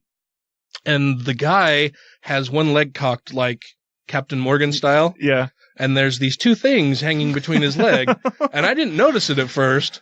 And then we went to I wore it when we went to the Underground Railroad Museum. And the lady behind the counter was like, oh, it's a cool shirt. And I was like, oh, thanks. And Tracy points at it and she's like, yeah, but I'm not sure what these things are. And she points to the things dangling between the guy's leg. And I'm like, I think it's just part of the costume. I'm not entirely like it's like a bolo something or other. I'm not entirely sure what it is. And the lady behind the counter started giggling. She's like, yeah, I'm not sure what it is either. And then we get home and I'm playing music on my phone and I use Google Play Music because I have a subscription, whatever. So I'm playing music and I just happen to do like classic rock. And I can't remember fucking the name of the band, but the band for this shirt pulls up and it's so basically they took cover art from an album where it's this guy and the woman on the cover of the album and then they added their dog to it. And I was like, oh, that's what it is. So I took a screenshot and I sent it to Tracy and I'm like, I have the answer. Here's what it is. And what were they? Well, it's an album cover. Oh, and it's just part of the costume. Okay. I don't know exactly what it is, but yeah. So thank you very much, Brandy. It was a pleasure to meet you and Sam. It was awesome. And Brandy's hair is super soft. Like I hugged her and I was like, and I didn't say anything, but at the time I was thinking, oh wow, your hair is really soft. I just want to run my fingers through it. I didn't want to be all creepy. So I did. She probably wanted to rub her fingers through your beard too, so don't worry. Maybe, I don't know. But they were both really super cool. That's awesome. Hey gang, this is Jack Materko from For Infernal Use Only and the Naked Diner podcast, and you are listening to the Godless Rebelution. I've got a good feature for you. No, you haven't. Rude. You haven't even heard it yet. No need. Crystals. Told you. Their healing power. They're bullshit. You're so narrow-minded. No. You don't believe in anything. Yes, I do. Thought you were atheist. Yeah, it doesn't mean I don't believe in anything, does it? It means I don't believe in any god. How can you not believe in God? Which one? What do you mean? Well, Zeus. Who? Greek god. Or Ra, or Ganesh. No, not those ones. The real one in the Bible. Yahweh. Just God. Well, you know how you don't believe in all those other gods I mentioned? That's how I don't believe in yours. How can you not believe that someone created all this, though? Why do you believe that someone created it all? Because it's so good. Can't just be chance, can it? What, the Big Bang? Everything came from nothing? That's impossible. You're right. God did it. Right. So, where did God come from? He's always been around. There you go. Easy, innit? You and the Godless Rebelution will be reassimilated in 3, 2, 1. So what you got for us, Matt? Well, recently I have been getting into, I go through phases with drawing and whatnot. Mm-hmm. And I've been experimenting a little bit with paleo art. What's paleo art? That's pretty much what it sounds like. It's extinct creatures that we know about from fossils. Oh, I thought it was part of the diet. Like you just drew like people on the paleo diet. Yeah. I just do portraits of people who are on the paleo diet. Yeah, I mean, you just draw their before and after pictures when they're on paleo. Yeah. Oh, okay. Yeah, so extinct animals, just, I guess There are ways to attempt to make it more or less accurate, that kind of thing. Like we know that certain groups of dinosaurs would have at least had some kind of fuzz or feather-like structure, whatever, rather than the reptilian skin, stuff like that. It's been interesting, and I've come across a lot of other interesting stuff in trying to research for certain creatures. And one of those things is the late Permian extinction event and the Siberian Traps volcano. Do you guys know about this thing? I think I remember you mentioning something about that last time we were recording. I don't know about this thing. Did I? Or maybe I know. Did I do this one already? You didn't do this, but I think I remember you talking about how cool this place was where all these fossils were found in the layers. Oh, no, this is not that. Okay. This is something else. So to give this some context, I'm going to compare to a well-known modern volcano, modern 1883. Okay.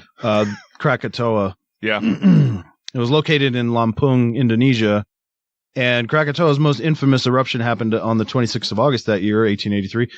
The eruption lasted for nearly a full day before 70% of the island collapsed. Yeah.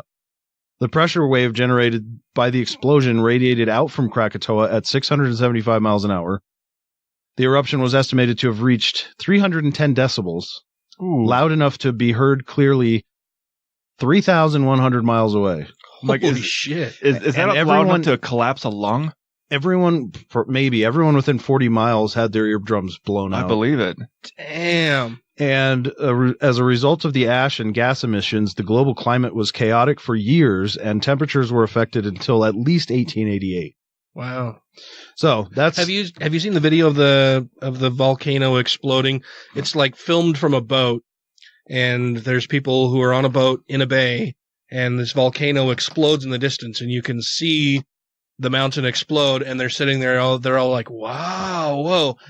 And a couple seconds go by, and then the shockwave blast and sound hits them, and like the camera shakes, and I was like, so I can only imagine how loud and crazy that would have been. I want to see the video. Yeah. Not now. We'll watch we'll look for it after. Yeah.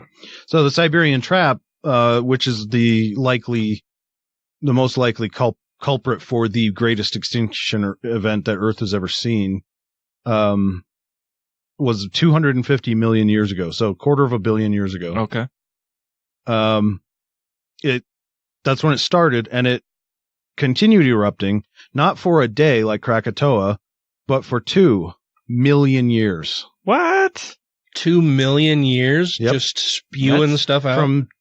That's a big globe zit.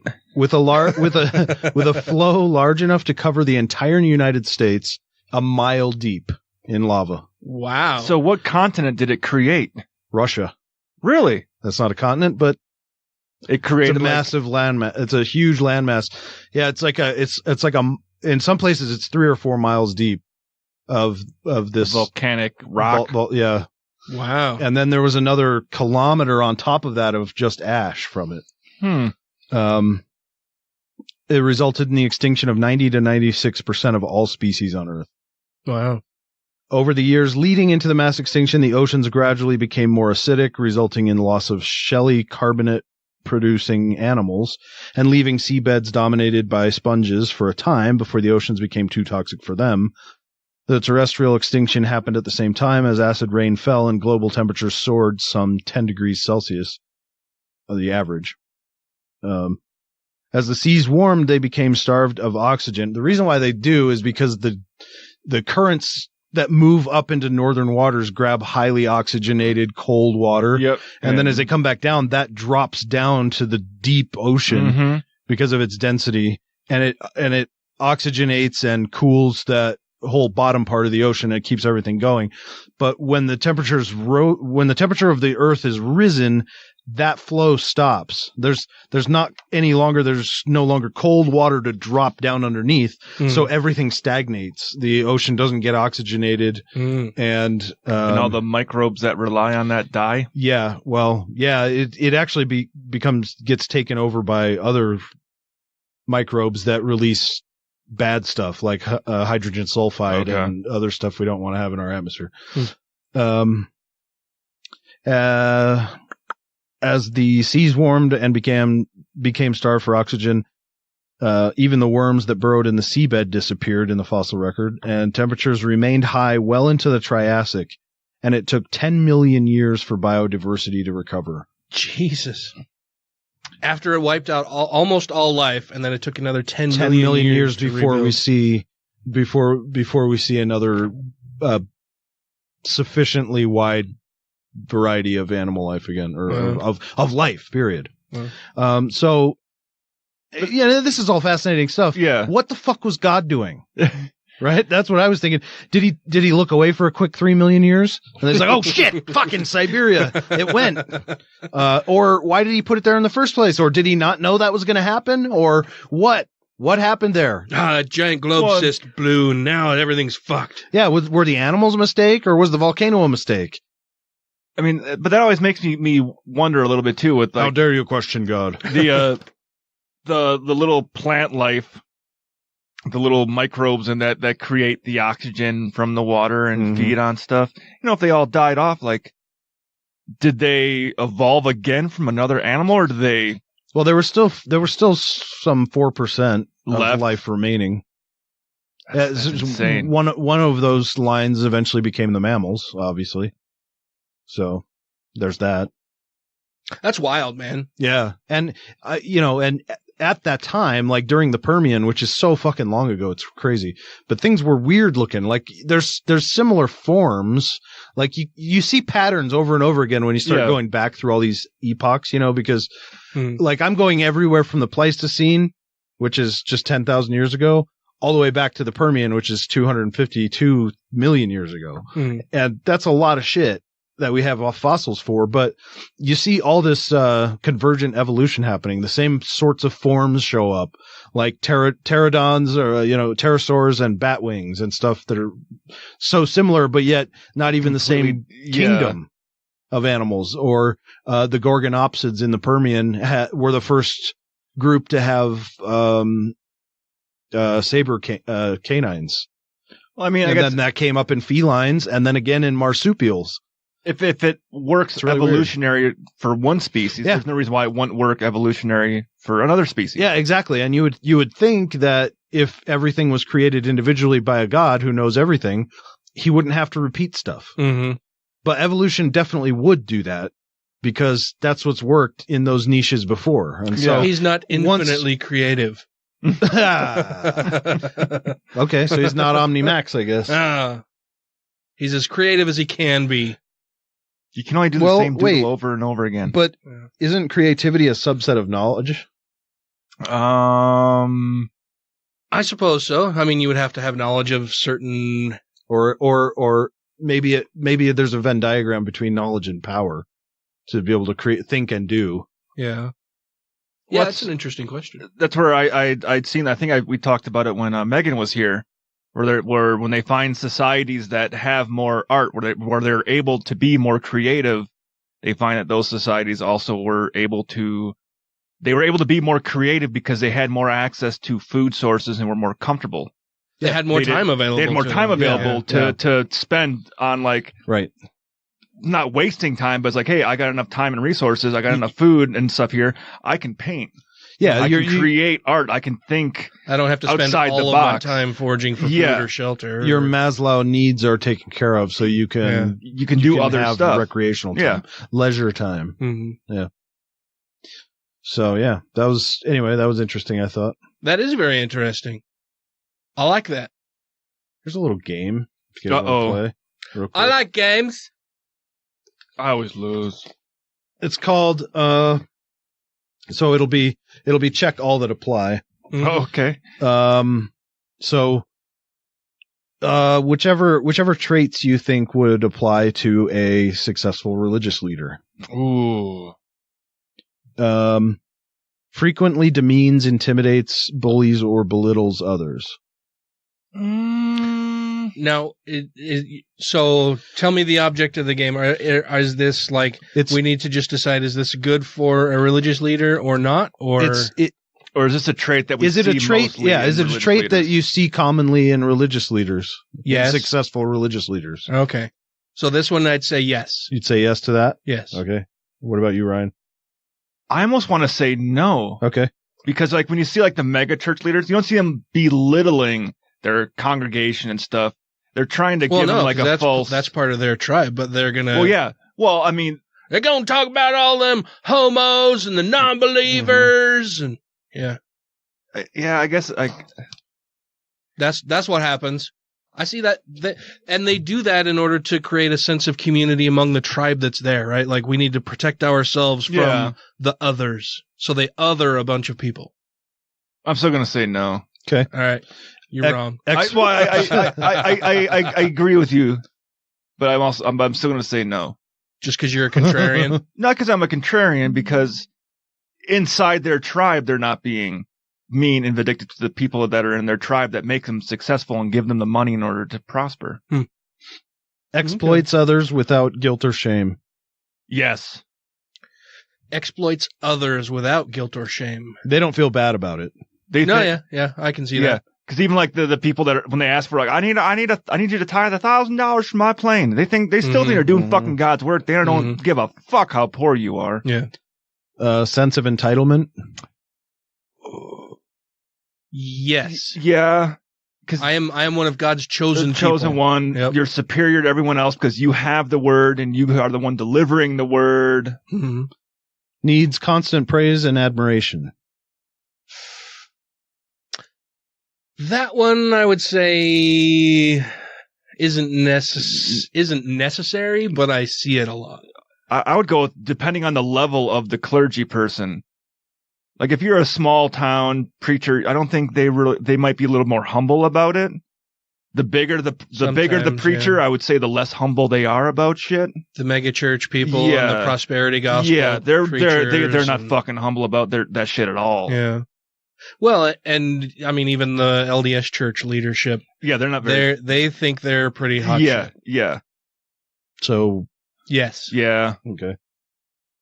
Grandiose sense of self-importance. Absolutely. Oh yeah.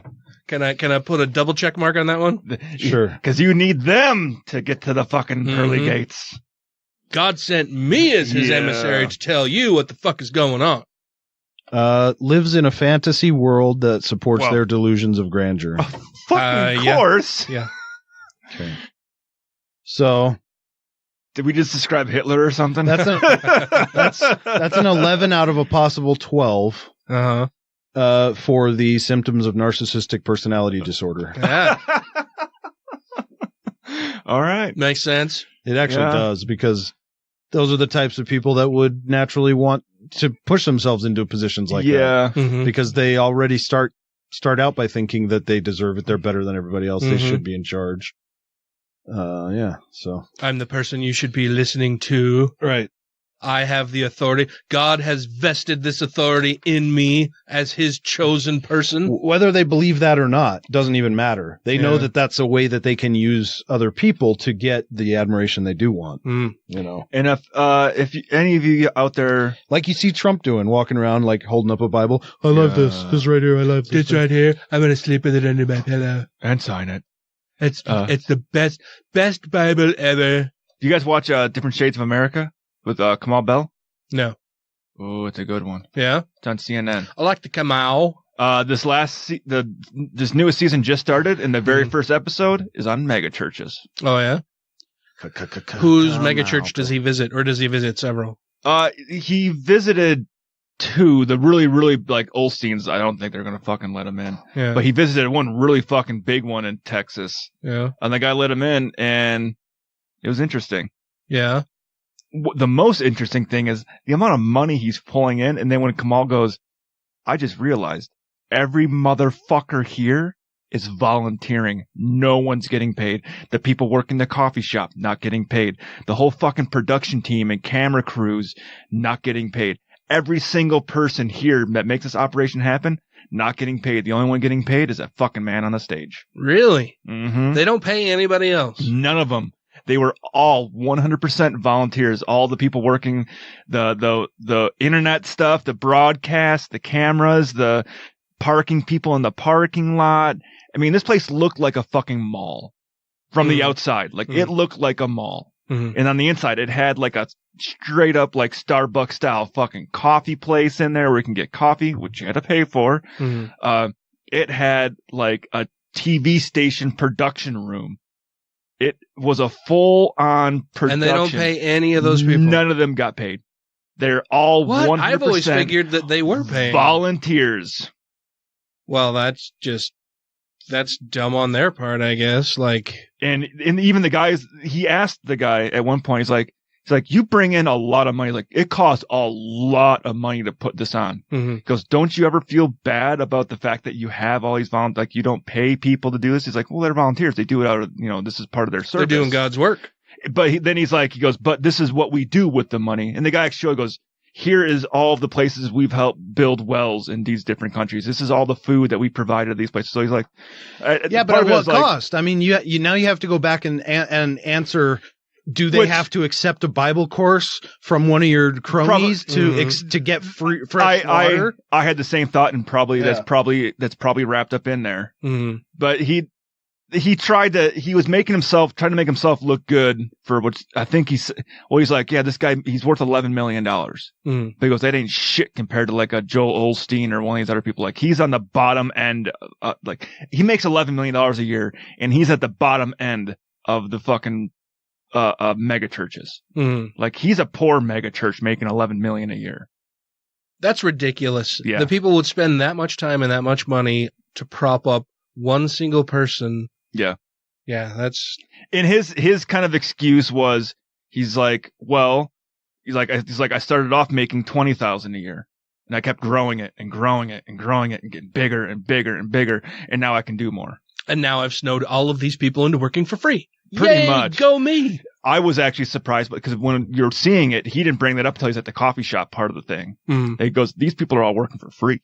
And also, the preacher guy said that? No, Kamal Bell brings it up. Like, he realized with talking to people that none of the people there are getting paid. They're all volunteers. What were you gonna say? I was just saying, not only did he build himself up, but he got to such a size that he could go to foreign lands and hold their very rare sources of water hostage for his stupid fucking book. Would you like some water? All you need to do is check out this. You can't have it, even though it's in your land, because I have enough money to come over here and say that this is now mine, and you have to do my little program before you get any of it. That's like when I got really mad at someone at work one time when they're like, the Catholic Church is always the first one there at a natural disaster helping out. And I'm like, that's fucking bullshit. It's like, no, it isn't. Look it up. So I'm like, all right, let's look it up. And I took that one that happened over in like Taiwan or whatever. And I'm like, okay, here's a timeline. Well, the Taiwanese Navy was there first. Then the Japanese Navy showed up to help out. Then this country came to help out. Then this country came. Oh, wait, here's the Catholic Church. And what did they bring? Fucking Bibles.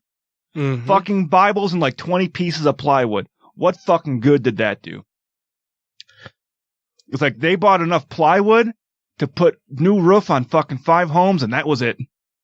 Oh, I finally got the roof, the hole in my roof fixed.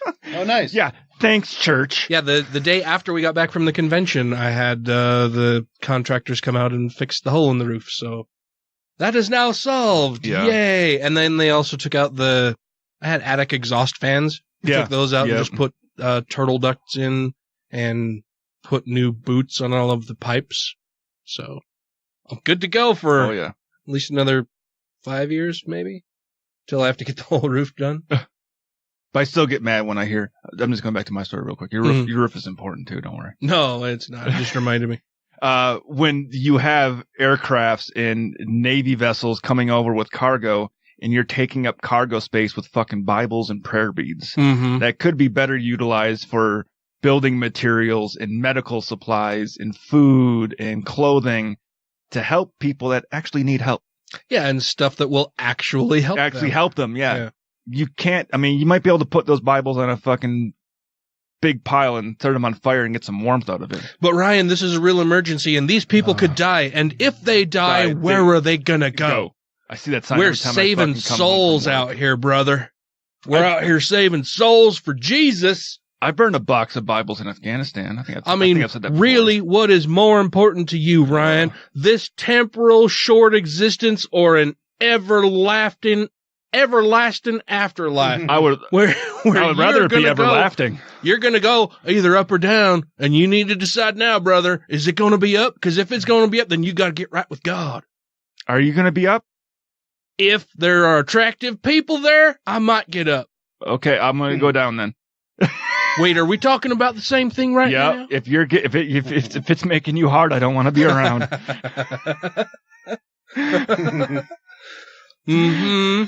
No, but I'm sure I have a feeling Pastor Dan's always hard.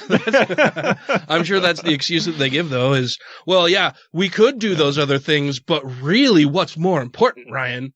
Yeah. I mean, they could die tomorrow, and we're here to make sure that they don't spend the rest of eternity burning in hell because they have not heard the good word about Jesus Christ coming here and sacrificing himself for their sins. Well, actually, I think the excuse I have heard was we need to give them hope. And what better way to give them hope than through the Bible?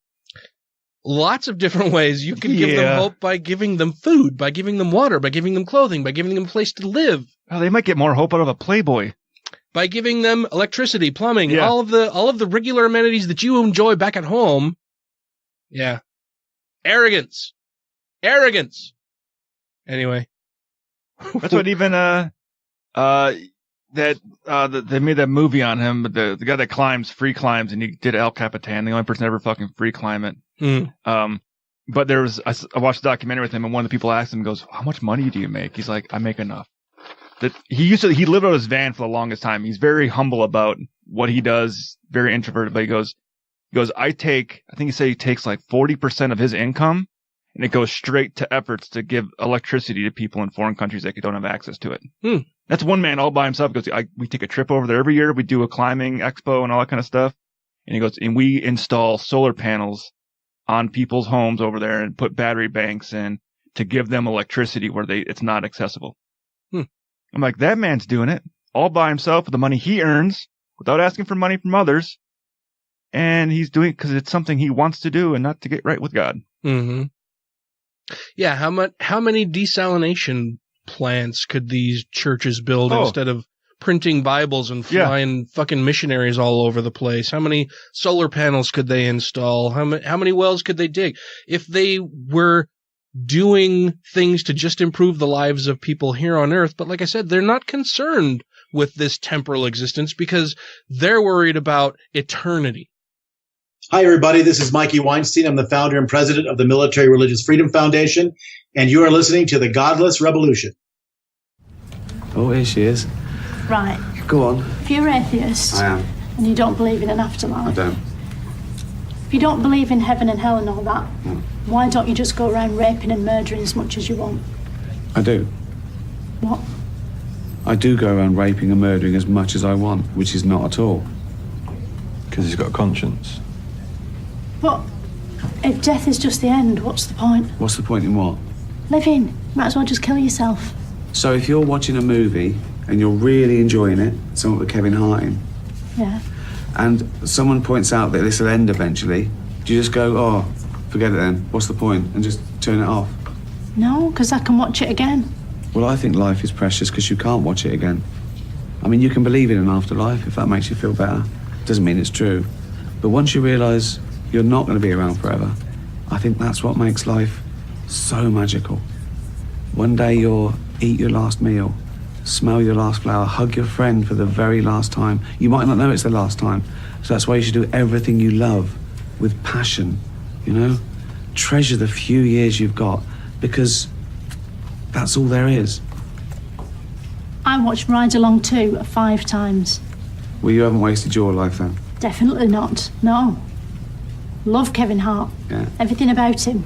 His humour, his comedy, his films. Comedy films mainly. Mainly, yeah. Yeah. Whatever gets you through. Yeah. Well, thanks for coming over. Pleasure.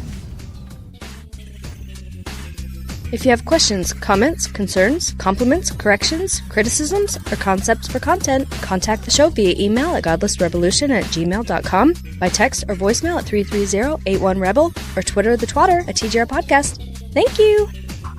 All right, well, that'll pretty much wrap things up for this evening's show. I'm sorry, there was a technical difficulty. We lost a little bit of the show that we had just recorded. We'll re-record it next week. We just noticed, God damn it. We're we're rusty. It's been a month and we're just fucking up because I'm fucking up because I haven't been down. I fucked up because we haven't been doing the computer this for a little fucked up. Well, somehow. I should have been paying attention maybe.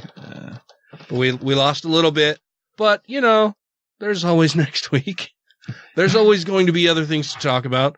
And I just fucking feel bad now that we lost that little bit, but no one will know how venomous Matt's snakes are now. Life. Shit happens, man, and I feel bad. But I think I also mentioned during the bit that we didn't record that, you know, we maybe were a little bit rambly this evening, but I wanted to catch up with you guys and let everybody know what's been going on for the last month.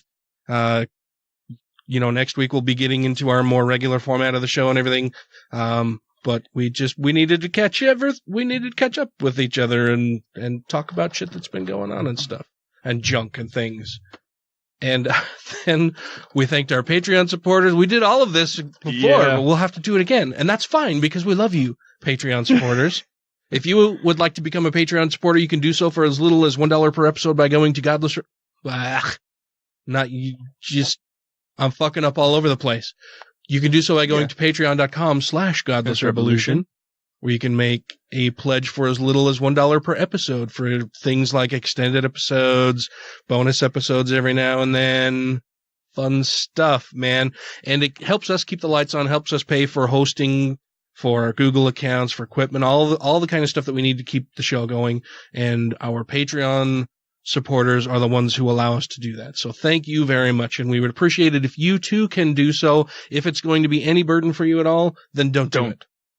Don't do it. You can share the show around, talk about it, post about it on social media, send us questions. We love hearing from our listeners. So please do contact us if there's anything you need or want, or anything you'd like us to talk about that we have not yet, or if you have any questions for us. We love answering stuff like that. So send us a message at godlessrebelution@gmail.com, or you can tweet at us at TGR Podcast, or you can give us a call at 330-81-REBEL. Oh, I missed it.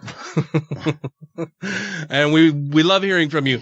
Before we go, I want to make sure that we thank our Patreon supporters. That would be Alan Firth, Newmania, Christy Kalbach, Gaytheist, Larry Wilson, Stephen Andrews, Let Them Eat Covfefe, Two Skeptical Chaps, Michelle Short, Vanessa, Captain Samples, Utah Outcast, Janet Uter, Marius Kot-Buchakowski, Wes Aaron, Andrew Vodopich, Jeremy Goodson, Brandy Hamrick, Megan Kennedy, The Thaz, Jeff Peterson, Jesse Pointer, Freethinker 215, and Lisa Simpson support American atheists. Sammy Nakuna, The Purple Dragon, and Taylor Grin. Thank you all very much. I really appreciate it. You make the show go. And, yes. And we just love you. We just love you. In talking to Tracy recently, it reminded me of a story of when my kids were little and my son had done something that bothered people. I can't remember exactly what happened, but he did something, and my mother said jokingly to Lydia, "Oh, what are we going to do with Gray? What are we going to do with him?" And Lydia, when they were very young, just said, "Love him and keep him." Okay. And, this is when they were just a tiny little toddler. That's funny. Yeah, it was super cute. Yeah. But it reminded me, and so now when something, when somebody in the family or a friend does something that is aggravating or bothersome, it's like, God, what are we going to do about that? Love them and keep them. That's cute. Funny. But thank you all very much. And so until next week, I'm going old school. Crucify those who don't keep the Sabbath holy. Ooh. Well, no, wait, that would be us. That would be bad. I'll have to come up with something later. I don't know. It's fine. Leave a review or St. Patrick's going to kick your ass. And rate the show 5 times a day toward extinct critters. Do they know about St. Patrick? No, because that part got lost. Shit, now it's a mystery. We're just fucking up all over. Thank you all very much. And so until next week, crucify the God botherers. No, don't do that's bad. I don't want to say that. You sound like a real Roman. I do. I'm like, Jesus, that was bad.